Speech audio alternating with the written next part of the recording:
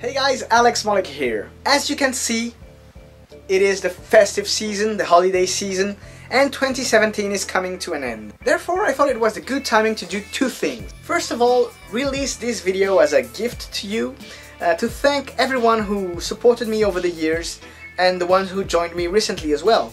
Your continuous support, your passion without boundaries, and your engagement is what makes this community incredible.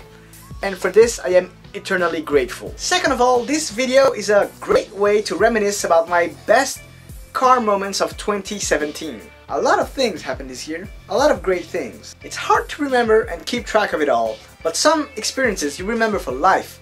Like when I was lucky enough to have a ride with Sir Stirling Moss at Goodwood Revival 2016, but that was last year. Still, out of the hundreds of things that happened this year, I thought I would make a top 5. It wasn't easy to choose, but hey, you gotta make a decision, right?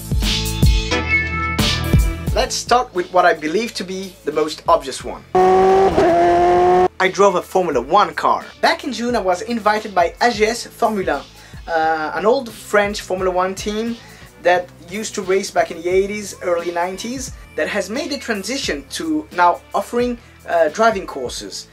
Both for experts and beginners. Whether it is behind the wheel of a Formula 3 car or a bunch of different Formula 1 cars, whether they are manual, not for me, or pedal shifters. So the car that I got to drive was an AGS SH03. Obviously it was built by F1 standards and is powered by a 650 brake horsepower Cosworth V8. So even if the car didn't have a racing history per se, trust me, it drove just like one who did.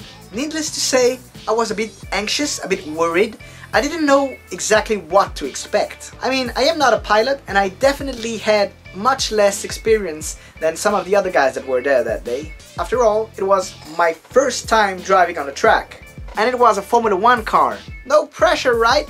In the end, it all went fairly smoothly. I mean, that's if you don't take into consideration the fact that I stalled it about 4 or 5 times during the startup procedure.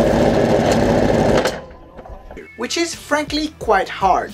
It's not easy to find a slipping point with such a hard clutch. But once you're gone, the car is a pleasure to drive. By the way, there is a clutch only to start the car, not to drive. I didn't have a manual, thank God, because I am not Ayrton Senna. The pedal shifters worked wonders for me. Once you understand that you need to drive the car the way it was built to be driven, everything makes sense. The faster you go, the easier it is to handle the car, and the better it answers to everything you want to do, really. But then again, it becomes less forgivable as well. Even if I didn't have the balls to pass 6th gear,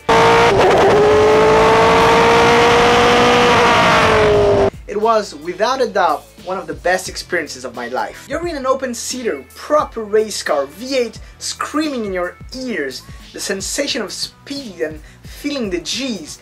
Everything is simply insane. For about 7 or 8 laps, I really thought I was Sebastian Vettel. But I'm not though, am I? Honestly, I don't think I will ever feel that adrenaline rush ever again. You can't take away and reproduce that first-time thrill. So if you're looking for pure emotions, trust me, I think you need to try out one of those things. And I'm not preaching for AGS Formula 1, by the way. I just seriously recommend it that you try one of those things. It's amazing. If I can do it, trust me, you can. Another one of those moments that will forever stay in my mind. To celebrate the 25th anniversary of the McLaren F1, they organized a McLaren F1 tour in Bordeaux, south of France. After driving countless hours, we finally arrived in Bordeaux and let me tell you, we were not disappointed straight away. McLarens everywhere, a bunch of 720Ss, 675 LTs, a bunch of P1s as well, P1 GTR and 2 P1 LMs. Last but not least, something like 20 or something McLaren F1s. To this day I did not count, I didn't bother to know exactly how many there were. All kinds of McLaren F1, to the road version, to the race version F1 GTR, to the most extreme version, the F1 GTR long tail. And there were 2 of those, and both were road legal. I honestly had never seen so many McLaren F1s in the same place, and I don't think many people have. Seeing all those McLaren together, It was amazing. Some had racing pedigree and all those liveries. I mean, come on. The Harrods, the Caesar, the Fina, the Lark.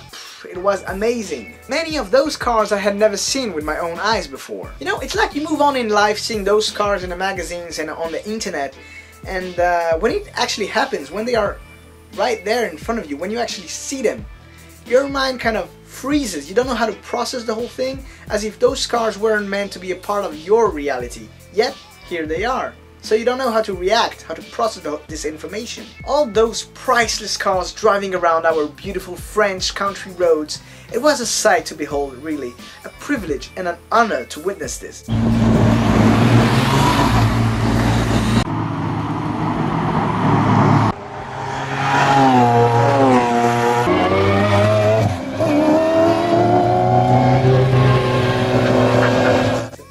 With such an amazing event is that once it's over, you know, you get a bit blasé. Everything else is just meh.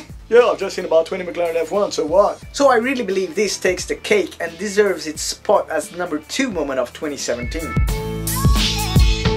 If I had to pick a third moment, it would have to be driving the Alfa Romeo Stelvio in the Swiss Alps near Saint-Moritz. Back in March, just a few days before the Geneva Motor Show, we went to drive the Stelvio. And it was very cool. Driving the Stelvio itself was an amazing experience. Alfa Romeo's SUV kind of feels like a sports car, yet slightly bigger. Thing is, we were driving with snowy conditions, and for me, this was a first. Therefore, I was quite careful. Yet, the car handled perfectly, and I never lost an ounce of grip. Not even when I tried to avoid that weird rock-looking thing in the middle of the road, to avoid puncturing a tire. Might as well try and avoid that, right? But what separated this drive from all the others I had during this year is without a doubt the surroundings. Most of you know I'm a sucker for scenery, and I was simply flabbergasted by Saint-Moritz and its surroundings. It was so beautiful, guys! There are huge mountains all around you, like pines and stuff. You know, little villages. It felt like a Lord of the Rings movie, and I was a hobbit. Living in Paris, I had never seen that kind of snow since I was a child and went skiing with my parents. That was a long time ago. So this might be very silly, but it felt very special to me, almost Christmassy. It brought back a lot of nostalgic souvenirs and memories to me. Emotion is key in Alfa Romeo's message. Meccanica delle emozioni, right? And it's safe to say that my first drive with the Stelvio was very emotional, and I'm not about to forget it anytime soon. And I definitely need to get myself back to the Swiss mountains. Snow or not, Stelvio or not. #4 is probably a very silly one, but sitting inside a McLaren F1 during the 2017 Goodwood Festival of Speed definitely deserves its place. You might find this silly as I just sat in the car. I didn't have a passenger ride, or even less drove it, but just being inside the most iconic 3-seater in automotive history made my day. Getting in is a whole procedure, and it made things even more enjoyable, especially because it was my first time. You sort of have to overlap the passenger seat and slide into the driver's seat, sort of. And once you're there, the central driving position feels so amazing. You really feel like the whole environment is yours to control, like you really feel in control. Furthermore, I was quite lucky because this wasn't just any McLaren F1, this was F1 Joy, who recently got repainted to its original color, Genesis Blue. What I really enjoyed about this car are the 2 rear view mirrors, each one located at an extremity of the windscreen. That's amazing. Also, the current price on one of those bad boys kind of lingers in your head once you're inside. Nowadays, a McLaren F1 sells for more than 10 million euros. So this is, without a question and without debate, by far the most expensive car I ever sat in. Sure, it's materialistic, but come on. Last and not least, 5th position. 2017, as you well know, was the year that Ferrari celebrated their 70th anniversary. Countless celebrations were held around the globe, including the big one in Maranello back in September, and or the French one in Paul Ricard.